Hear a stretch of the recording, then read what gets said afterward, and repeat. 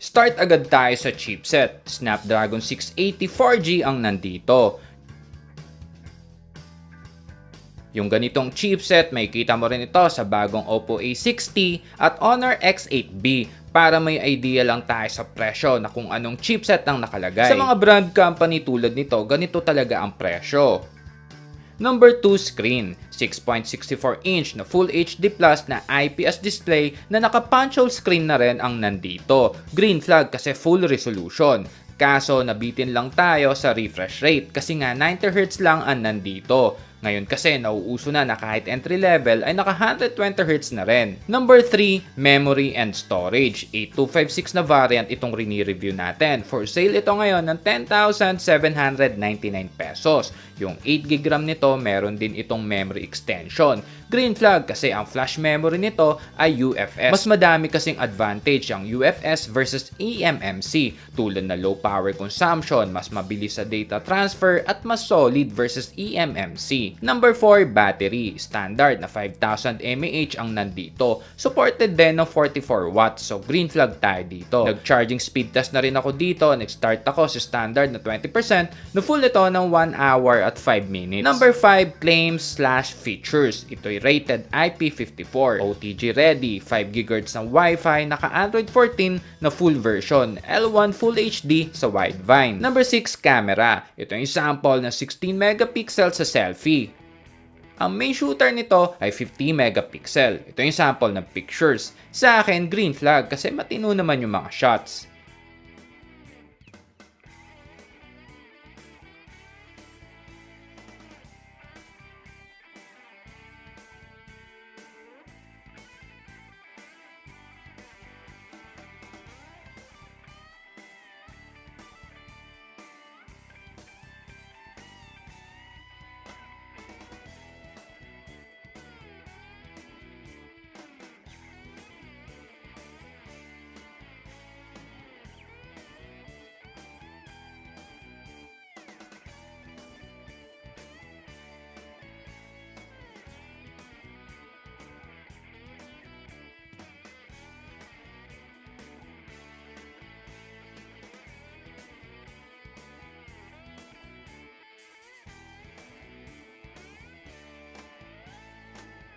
Green flag ulit tayo sa video stabilization kasi meron.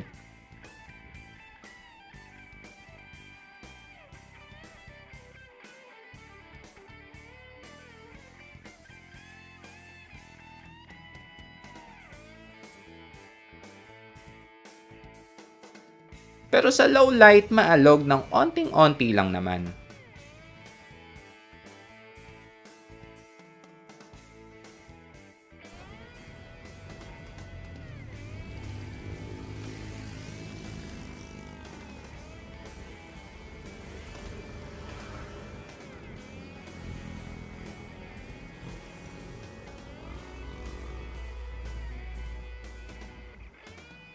Number 7, inclusion or kung ano ang nasa loob ng box.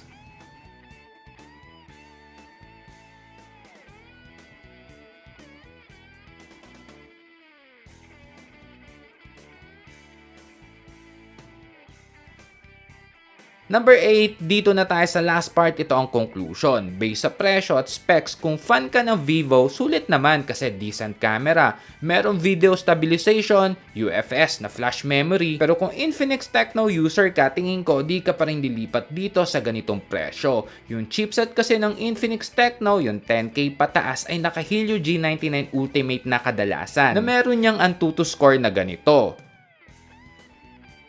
Tapos ito naman yung sa Snapdragon 6080. So medyo malayo yan. Tapos sa Infinix Tecno, yung 10K pataas matic na AMOLED display at minsan naka 70 watts na. Option lang naman ito na pwede natin pag-isipan para mas masulit natin yung perang pinaghirapan natin. So yun lang guys, hanggang sa mga susunod na walang sugar coating na review. Ako si Kuya Gizmo. Peace.